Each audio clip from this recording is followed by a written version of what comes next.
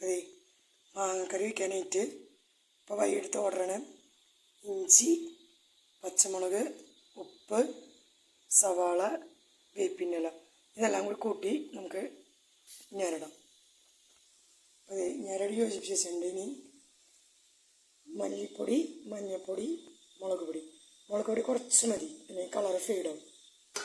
ഇട്ട് കൊടുത്ത് നമുക്ക് തിരുമ്മാം.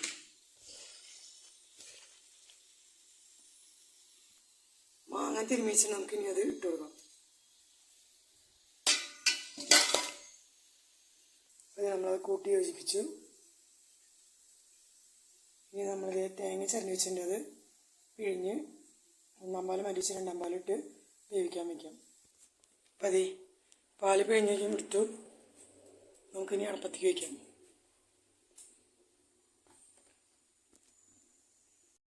കറി റെഡി ആയിട്ടുണ്ട്. പിന്നെ അതെ നമ്മുടെ മീൻ വറ്റിച്ചത്, ബീഫ് വേവിച്ച് വെച്ചിട്ടുണ്ട്. മാങ്ങക്കറി താളിച്ചിടാനായിട്ട് ചീനച്ചട്ടി അടപ്പത്ത് വെച്ചു. ചെറുള്ളിയാണ് താളിക്കാൻ വെളിച്ചെണ്ണ വെച്ചു. അതെ മാങ്ങക്കറിയിൽ താളിപ്പ് റെഡി ആയി, നമുക്ക് ഒഴിക്കാം. മാങ്ങക്കറി താളിച്ച് ഒഴിച്ചു. പയർ പോലത്തെ വെളിച്ചെണ്ണ ഒഴിച്ചു.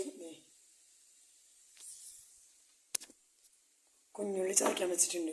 വെളിച്ചെണ്ണ ചൂടായി നമുക്ക്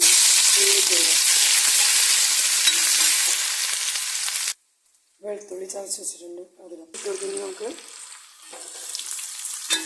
മഞ്ഞപ്പൊടി മാങ്ങ കൊടുക്കാം. മഞ്ഞളിട്ടു,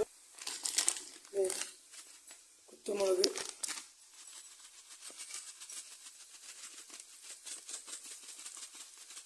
അതും ഇട്ട് കൊടുത്തു.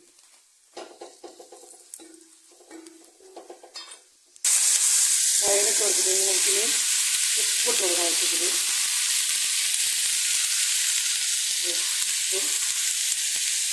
നമുക്ക് മിക്സ് ചെയ്യാം. നമ്മുടെ തോരൻ റെഡി ആയിട്ടുണ്ട്. തോരൻ റെഡിയായി. നമ്മളിപ്പോൾ ബീഫ് വലുത്താൻ വേണ്ടി വെച്ചിട്ടുണ്ട്. സവോളയും ചെറുള്ളിയും പച്ചമുളകും ഇട്ടിട്ടുണ്ട്. സവോള വഴണ്ടുണ്ടെങ്കിൽ നമുക്കിനി ഇഞ്ചിയും വെളുത്തുള്ളി ഇടാം. അത് ഇട്ടിട്ടുണ്ടെങ്കിൽ ഇളക്കി കൊടുത്ത് നോക്കിക്കാം.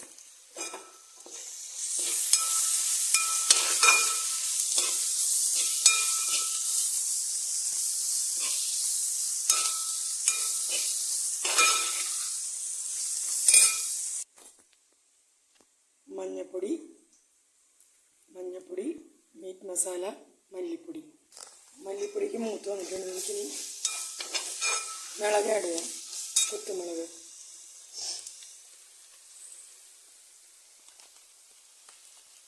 ആവശ്യത്തിന് കുത്തുമുളക് ഇട്ടു.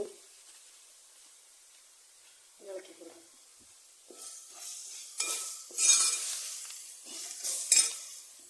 നമ്മുടെ ബീഫും ആയിട്ടുണ്ട്, പയറും ആയിട്ടുണ്ട്. നമ്മുടെ ലാസ്റ്റ് ആയിട്ടാണ് ചിക്കൻ 65. വെളിച്ചെണ്ണ ഒഴിച്ച് ചൂടാക്കാൻ വെച്ചിട്ടുണ്ട്.